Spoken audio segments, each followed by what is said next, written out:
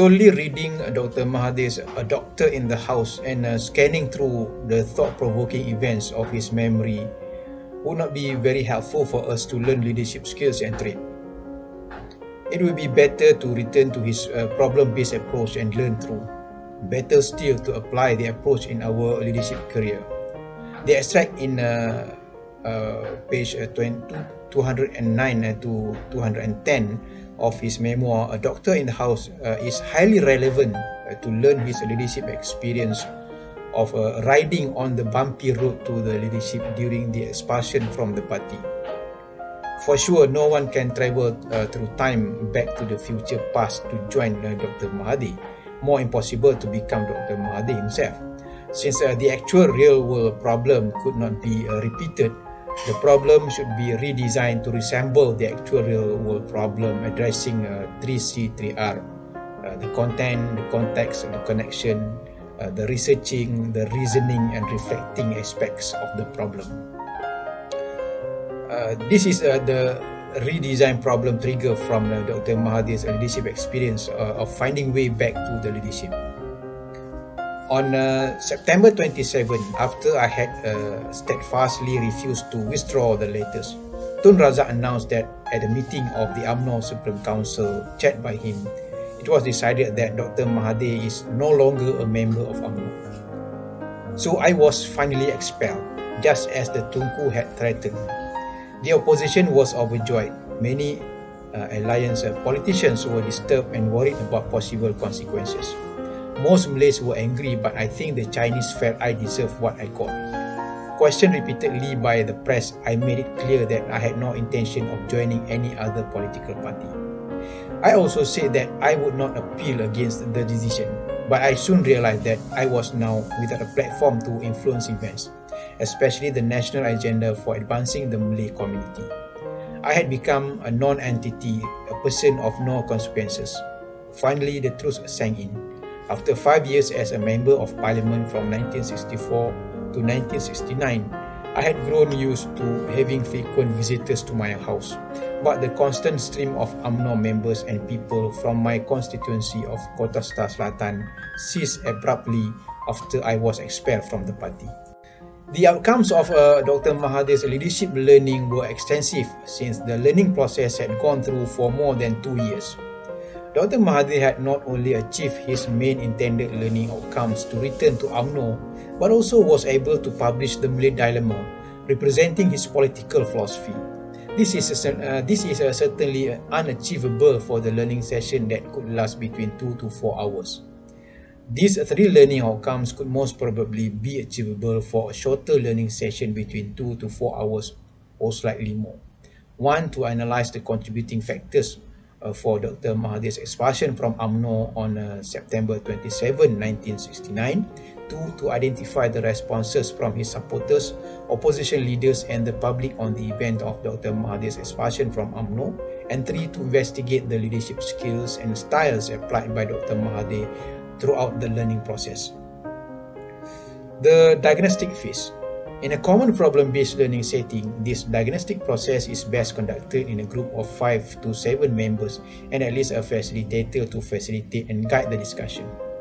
Beforehand, the facilitator should let the group make a proper arrangement on the discussion setting. They could have a discussion leader or chairperson, a scribe, a secretary, and the rest of the group members participate as the discussion panels. This group should have their freedom to choose the discussion format as long as they achieve the learning outcomes within the stipulated time. Adequate facilities should also be in place such as whiteboard stand, a mahjong paper, LCD laptop, and etc. The first step is the presentation of the problem scenario or trigger. The learning starts as soon as the learners encounter the problem trigger. Working in a group, the learners should first understand the problem. This phase called problem identification or diagnostic or inquiry process.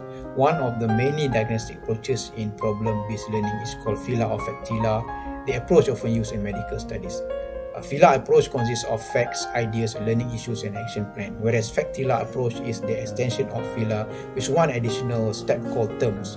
In this simulation, we are going to use FACTILA approach. Step 1, to identify the facts from the problem.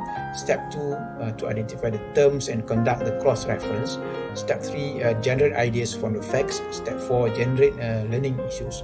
Step 5, plan for self-directed learning or action plan. Step 1, identify the facts from the problem. The first step is to identify facts from the problem. The most convenient way to identify the fact is to divide the problem into manageable and easy to understand statements or particulars from the problem scenario. Based on the above problem trigger and the intended learning outcomes, we would be able to divide the facts into 3 main parts to better facilitate and manage the learning. 1 is the expulsion, 2 the people's response, and 3 Dr. Mahathir's response. 1. On September 27, after I had steadfastly refused to withdraw the letters, Tun Razak announced that at a meeting of the UMNO Supreme Council chaired by him, it was decided that Dr. Mahathir is no longer a member of UMNO. 2. So I was finally expelled just as the Tunku had threatened. The opposition was overjoyed. Many alliance politicians were disturbed and worried about possible consequences. Most Malays were angry, but I think the Chinese felt I deserved what I got. Questioned repeatedly by the press, I made it clear that I had no intention of joining any other political party. I also said that I would not appeal against the decision. 3. But I soon realized that I was now without a platform to influence events, especially the national agenda for advancing the Malay community. I had become a non-entity, a person of no consequence. Finally, the truth sank in. After 5 years as a member of parliament from 1964 to 1969, I had grown used to having frequent visitors to my house, but the constant stream of UMNO members and people from my constituency of Kota Star Selatan ceased abruptly after I was expelled from the party. Step 2. Identify the terms and conduct the cross-reference. All terminologies, proper names, phrases, abbreviation, and any difficult and curious words identified from the problem trigger should be listed and explored their meaning, definition, or explanation. Based on the above problem trigger, 8 terms had been identified. 1 is the letters, 2 Tun Razak, 3 UMNO Supreme Council, 4 the opposition, 5 alliance politicians, 6 the press, 7 member of parliament, 8 Kota Star Selatan. A quick reference to dictionaries, thesauruses, encyclopedias, as well as other related resources accessible through online would be very helpful. To get a closer understanding of each word or phrase, learners should also be able to identify the related discipline areas. For instance, the proper name Tun Razak, one could be able to find the general information on the background of Tun Razak, especially his biographical information. Viewers are welcome to explore other listed terminologies and proper names mentioned previously. Please refer to the discussion in Chapter 5 of my book. Step 3. Generate ideas from the facts. The third step is to generate ideas or hypotheses from the facts. At this point, learners should be able to relate their prior knowledge to the facts and propose new ideas to describe their understanding upon the facts. The ideas might be something closely related to the facts or interconnected in some way or another. Ideas or hypothesis generation is a crucial step in the diagnostic process.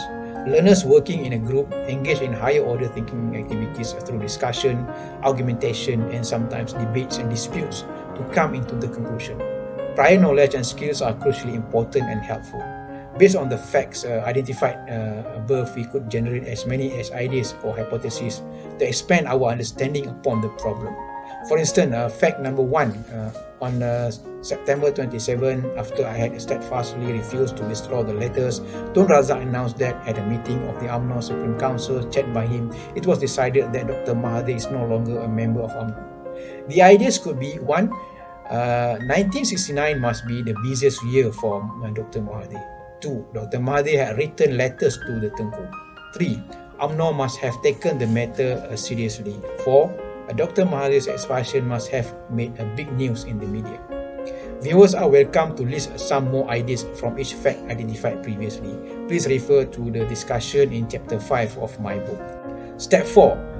Generate learning issues. A better understanding of the connection between facts and ideas will be useful for the next step. That is the essential process of inquiry to generate the learning issues. Each idea should trigger the learners to keep questioning on what they need to learn further. Learners should learn how to ask a good question or questions related to each idea. A good question will lead to proper learning issues related to the problem trigger. At this point in the inquiry process, learners should be able to identify the knowledge gap between what they already knew, which is known, and what they did not know, the unknown, and what they should learn further, which is the learning issues. Learning issues comprise of the multidisciplinary nature of the problem.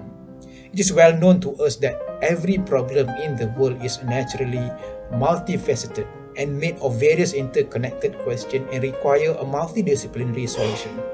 Constant questioning using the Socratic method will be very helpful. The question will direct the learners to the learning issues. They should continuously ponder upon the question to arrive at the intended learning issues. For instance, these are among the learning issues that could be generated from fact number 1 and ideas listed. Fact number 1. On September 27, after I had steadfastly refused to withdraw the letters, Tun Razak announced that at a meeting of the UMNO Supreme Council chaired by him, it was decided that Dr. Mahathir is no longer a member of UMNO. Idea number 1. 1969 must be the busiest year for Dr. Mahathir. The learning issues: 1. What happened to Dr. Mahathir in 1969? 2. What is the significant event related to him? 3. How he handled the situation. Idea number 2. Dr. Mahathir had written letters to the Tunku. The learning issues are: 1. Who first wrote the letter and why? 2. What was the content of the letters? 3. Why the contents are so important? 4. What is the connection between the letters and Dr. Mahathir's expulsion from UMNO? Idea number 3. UMNO must have taken the matter seriously. The learning issues are: 1. What was wrong with Dr. Mahathir? 2. Why the matter had been taken seriously by the UMNO Supreme Council? 3. Why don't they find other ways of solving problems? 4. Who else involved in making the decision apart Tun Razak? And idea number 4. Dr. Mahathir's expulsion must have made big news in the media. The learning issues are: 1. How was the decision made public? How many newspaper agencies reported this news? 3. How was the reporting? 4. What was the status of the freedom of the press? Viewers are welcome to generate more learning issues from the facts and ideas identified. Please refer to the discussion in chapter 5 of my book. These learning issues are the result of the initial diagnostic process. In no way they are complete or comprehensively represent the overall learning issues. They are the list of the problem-based learning experience generated through the piloting process. This process involves the minimum level of estimation to facilitate the learning and meet the assessment requirement. Readers are welcome to work in a group and through a rigorous problem diagnosis generate better ideas and more appropriate learning issues. Of course, certainly 2 heads are better than 1. Step 5. Plan for self-directed learning, the action plan. Having identified and listed the learning issues, learners should be able to plan for their self-directed learning exploration. The process of planning for self-directed learning exploration called action plan. Action plan is the final step in the diagnostic phase. The self-directed learning phase, the success of the self-directed learning phase in PBL very much depend on the readiness of the learners to explore the question posed in the learning issues. In-depth investigation upon the learning issues through rigorous debates and argumentation will strengthen the knowledge acquisition and develop a new perspective upon the issues. At the highest level of learning outcomes, the learner might be able to create a new body of knowledge. In PBL context, the self-directed learning phase is very crucial. Apart from strengthening the knowledge acquisition and develop a new perspective upon the issue, it will also lead to problem solving and decision making, another level of independent self-directed learning. This phase is where the authenticity of the learning transpires. Lessons learned from this phase will also greatly contribute towards lifelong learning skills.